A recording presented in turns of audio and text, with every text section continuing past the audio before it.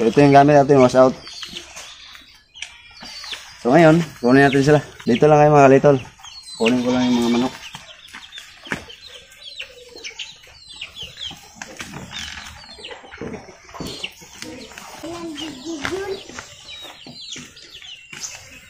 Oh, ito sila mga kalitol. Unti-untiin lang natin kasi wala tayong paglagyan. Itong mga Rhode Island ko na ito mga kalitol ako talaga yung nagpalaki nito.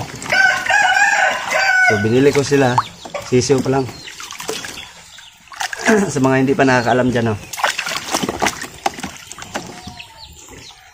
Ayog langas. Ayog langas. Ayog langas.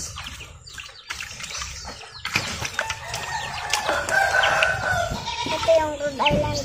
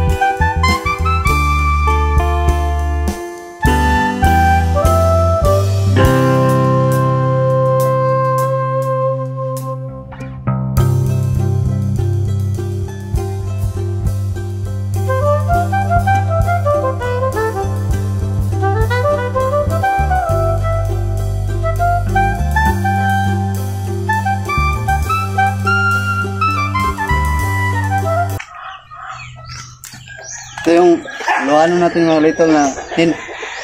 Sama din natin to. Kasi mag-breed natin to ngayon. Doon naman to sa taas ilalagay.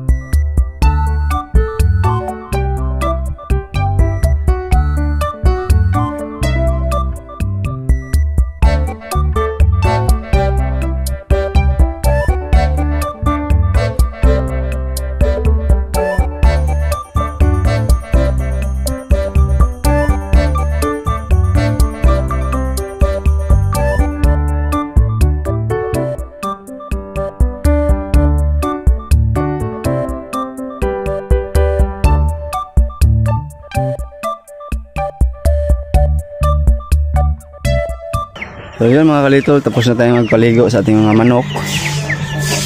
Ngayon, ito, palabasin natin. Ay, walisan natin dyan. Labas muna kayo. Labas, labas. Labas. Ay, labas. Labas. Doon muna kayo. Yan mga kalitol, linisin muna natin ito.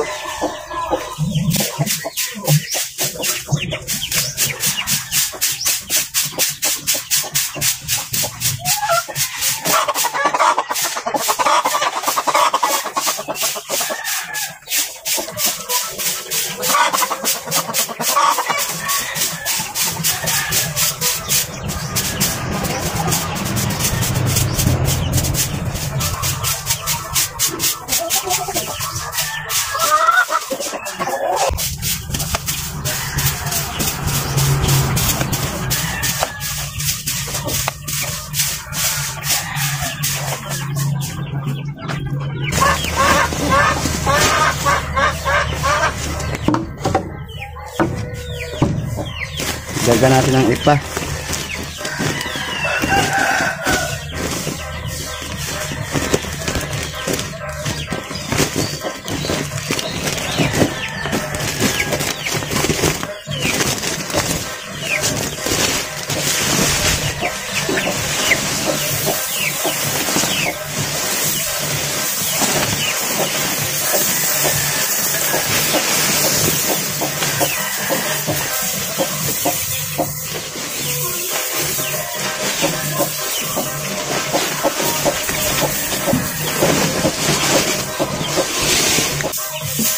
Yan, dagdagan natin para yung ipot nila ay hindi mamaho.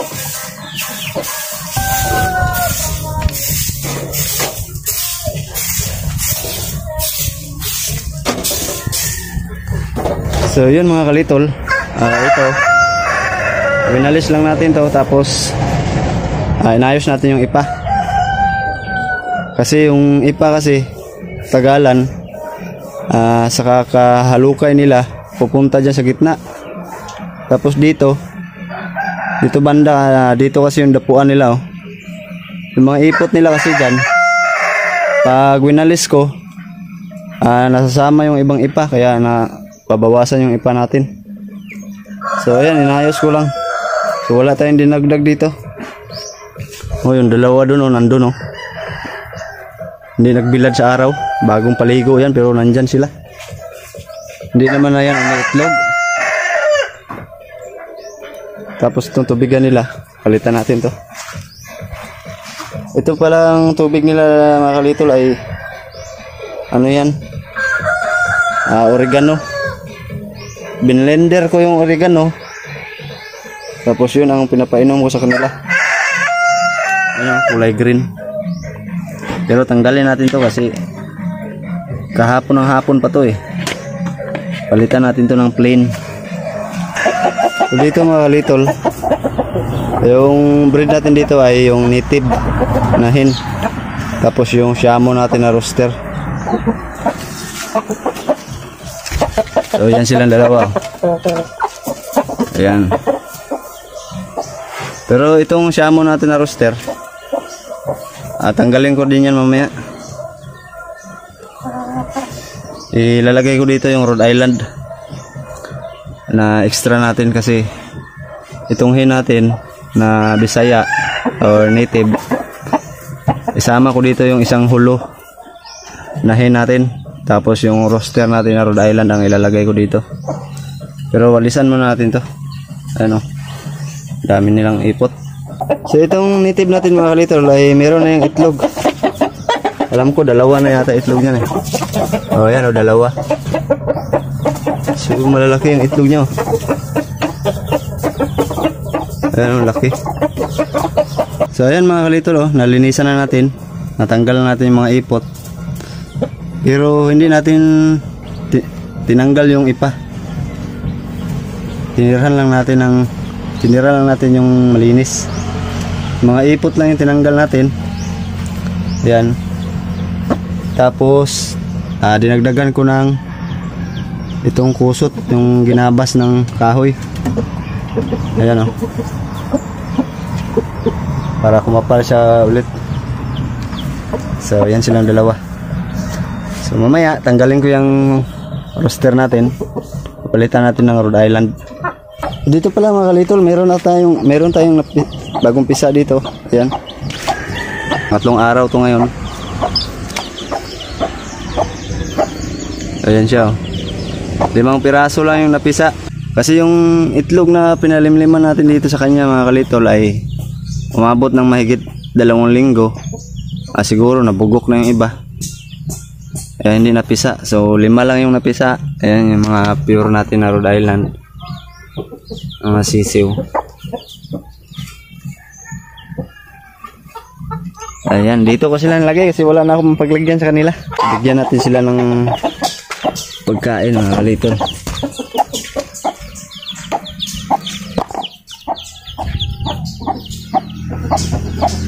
So ayan, bigyan natin ng pagkain.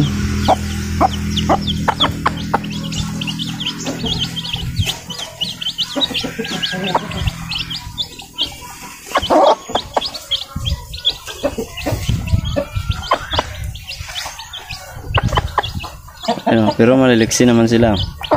Kahit hindi naka-brooding kasi meron tayong inahin eh. Yan, sama lang natin sa inahin.